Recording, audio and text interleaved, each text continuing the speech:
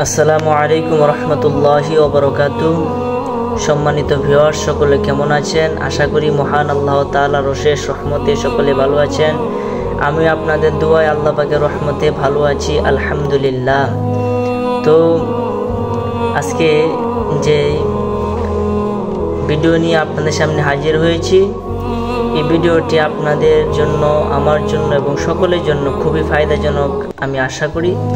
কারণ আজকে যে বিষয় নিয়ে হাজির হয়েছে, এই বিষয়টি খুবই গুরুত্বপূর্ণ এবং সকলেই এটার মধ্যে আপনার গণ্য।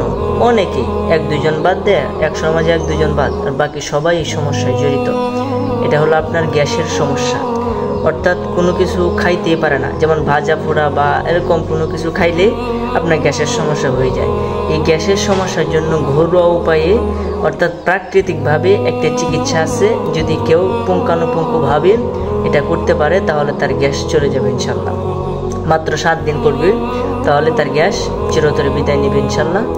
এরপরেও আমাদের কিছু খাবার বাইচা চলা লাগবে, নাইলে তো মনে করেন আবার গ্যাস হয়ে যাবে।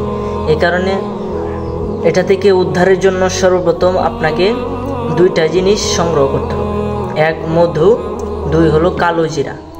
এই কালো জিরাকে কি করবেন, আপনি গুঁড়া করবেন, মিহিন করবেন।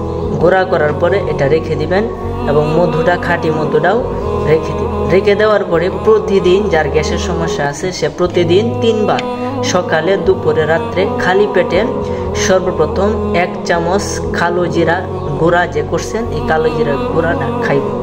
প্রতিদিন খালি পেটে 1 চামচ কালো জিরার গুঁড়া খাইব। খাওয়ানোর পরক্ষণে 1 কাপ গরম পানির মধ্যে 3 চামচ মধু দিবে। 1 কাপ গরম পানির মধ্যে 3 চামচ মধু দিয়ে নাড়া দিয়ে এই পানিটা খেয়ে নিবে। এভাবে 3 বার করে প্রতিদিন 7 দিন খেতে হবে খালি পেটে। এই নিয়মে প্রথমে কালো জিরার গুঁড়া 1 চামচ করে খাবে, তারপরে 3 চামচ মধু 1 কাপ গরম পানির মধ্যে দিয়ে তারপরে খেয়ে নেবে। এভাবে যদি টানা 1 সপ্তাহ, মানে 7 দিন একটানা করতে পারে, তাহলে ইনশাল্লাহ আশা করা যায় তার গ্যাসের সমস্যা আর থাকবে না। ইনশাল্লাহ আপনারা এটা ট্রাই করতে পারেন যাদের গ্যাসের সমস্যা আছে। আরও গ্যাসের অনেক দুর্দান্ত চিকিৎসা আছে আমার কাছে, আমি পর্যায়ক্রমে আপনাদেরকে দিব। আপাতত এটা আপনারা করে দেখেন কতটুকু উপকারে আসে। পর্যায়ক্রমে আমি আলোচনা দিব ইনশাল্লাহ। তো এই পর্যন্ত সকলে ভালো থাকেন, সুস্থ থাকেন, আমার জন্য দোয়া চাই। আর আমার এই চ্যানেলটা সকলেই সাবস্ক্রাইব করবেন, এতে আপনারা সকলে উপকৃত হবেন ইনশাল্লাহ। তো যাই হোক, আপনাদের সকলের কাছে দোয়া চেয়ে আজকের মতো ভিডিও এখানে শেষ করছি। আসসালামু আলাইকুম রহমতুল্লাহি ওয়া বারাকাতুহু।